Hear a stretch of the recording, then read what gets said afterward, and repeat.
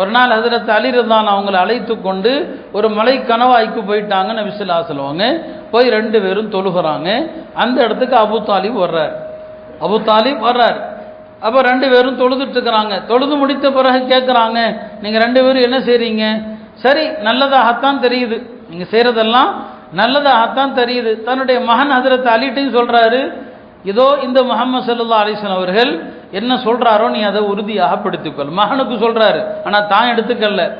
அந்த நேரத்தில் அவர் அபூ தாலிப் ஒரு வார்த்தை சொன்னார். சில பேர் சொல்கிறாங்க, அவருக்கு அல்லாஹ் இஸ்லாம் ஈமானுடைய பாக்கியத்தை கொடுக்காம போனதுக்கு இந்த வார்த்தை கூட காரணமாக இருக்கலாம். என்ன சொன்னார்? நீங்கள் 2 பேரும் நல்லதாம்பா செய்கிறீங்க, ஆனாலும் நீங்கள் சஜதா செய்கிறீங்க, என்னுடைய பிட்டம் என்னுடைய தலைக்கு மேல் வருவதை நான் விரும்பவில்லைன்னாரு. லா தாலு இஸ்தி அலா ராசி அபத. சஜதால நம்முடைய பிட்டம் மேலே வந்துடுது, தலை கீழே போயிடுது இல்லையா? சஜதால தலை கீழே வைக்கிறீங்க, பிட்டம் என்ன மேலே தூக்கி இருக்குது, இது எனக்கு பிடிக்கலன்ட்டார்.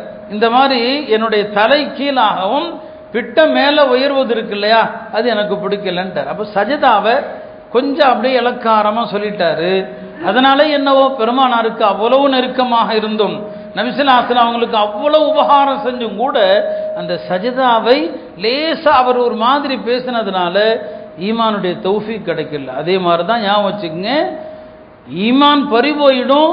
தீனுடைய எந்த விஷயத்தை கேலி செஞ்சாலும் இருக்கிற ஈமான் போயிடும். ஒரு தொழுகையோ, ஒரு தொப்பியையோ, ஒரு தாடியையோ பல நேரங்களில் நாம் அப்படி பேசிடுறோம் விளையாட்டாக. எதையும் மார்க்க சம்பந்தப்பட்ட எதையும், மார்க்க ஞானத்தை, மார்க்க கல்வியை, மார்க்க அறிஞர்களை இழிவாக பேசுவதனால் ஈமான் பறிபோயிடும் பல நேரங்களில். அல்லாஹ் பாதுகாக்க வேண்டும்.